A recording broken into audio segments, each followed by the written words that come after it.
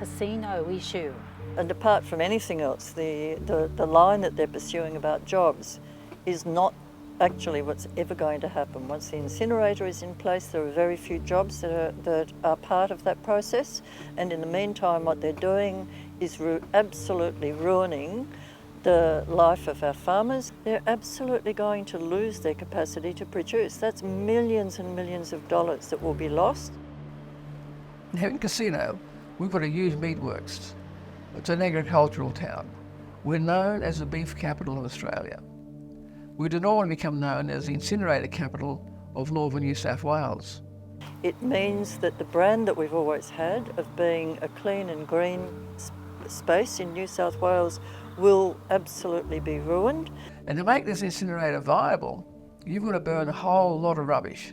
So it needs to have rubbish coming from southern Queensland, northern New South Wales, to make the whole thing operable. One of my concerns is that council would be contracted for a 20 or 30 year time span to supply a particular amount of waste to the incinerator. Tourists won't come here, and for people who live here, knowing what's going to happen, they will simply move away. I can't see how any local government area, how any council could possibly even consider such an outcome for their community. But that is what's happening here in Richmond Valley Council.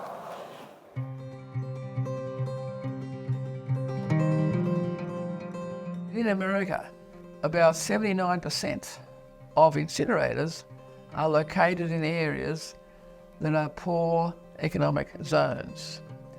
They call them areas of colour. Colloquially, that means, in Australian terms, areas of high Indigenous populations.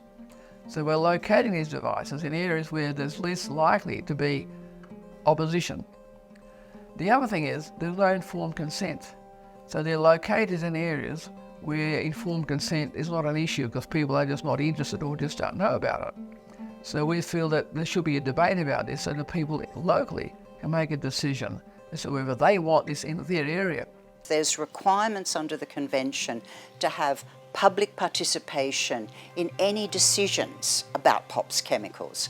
So if you're building an incinerator, you should be talking to your community, telling them what this means. But in fact, if you look at the convention, we should never be building that incinerator in the first place. So this is the community's democratic rights really thrown out the window at every level, and it's an absolutely appalling situation. We're really counting on the Minns government to do the right thing, to look into how these decisions were made and to ensure that the community is well informed and that they re-look at their policy about having an incinerator anywhere in New South Wales. This is not a political issue, it's a health issue. It doesn't matter what party you vote for. We're working on your health. That's beyond sort of party politics. Do we want to invite this into our community? Will we still want to live here in Casino if it's just there, burning away, probably 24/7? Surely Australia can do better.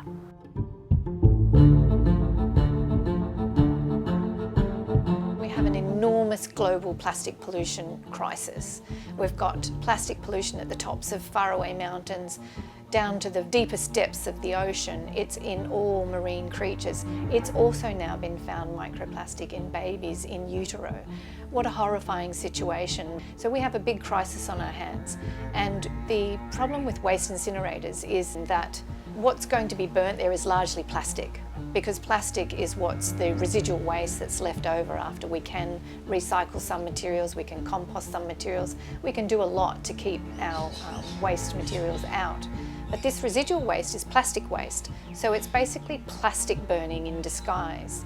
And it's the way for the plastic manufacturers to really deal with their dirty problem, which is this global pollution of plastic. A lot of people aren't aware that plastic is a fossil fuel, because plastic is derived from gas and oil, and it goes through various processes to make different polymers and different types of plastic. So effectively it's a fossil fuel if you're proposing to burn it in some sort of combustion. So If we set up a network of waste incinerators, all we're going to basically do is give them the ticket to keep producing more plastic, and they certainly have that intention. They've announced plans to dramatically increase plastic production through to 2060. Well, with our combined climate biodiversity crises, I'd say plastic pollution's up there in the mix with all those problems, and we really need to turn that problem off at the tap. We need to turn the fossil fuel tap off. Global consensus with scientists now is we need to stop making so much plastic. We really need to keep plastic only for strict uses, and we can only make the sort of plastics which we genuinely can recycle. But this mixed plastic, soft polymers, throwaway, once-only use plastics, it's really quite obscene in time that we end that kind of use of plastic.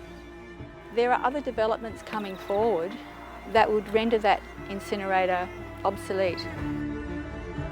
There's been recent developments in organisms such as fungi that can eat this plastic waste, and that is really coming on. There are quite a lot of scientific papers already on that subject, and the people who were doing the research were saying that it's not that many years away until it's scalable to deal with the amount of waste that's there. That's a far better way to go. So by burying it at the moment, we can then wait until a later date to have a system whereby you can destroy this stuff safely.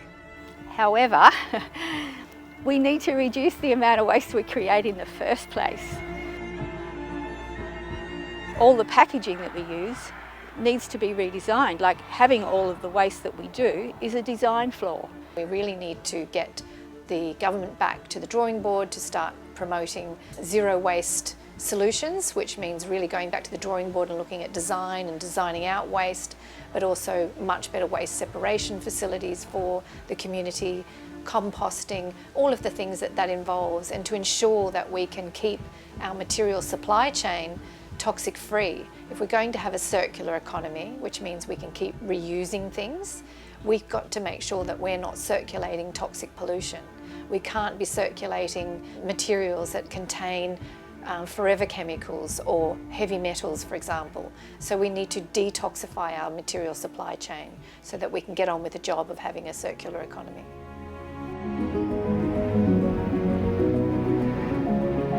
What we do about it, you skill yourself up, you find out information, and there's a wonderful group, Ravi, who are providing that sort of data.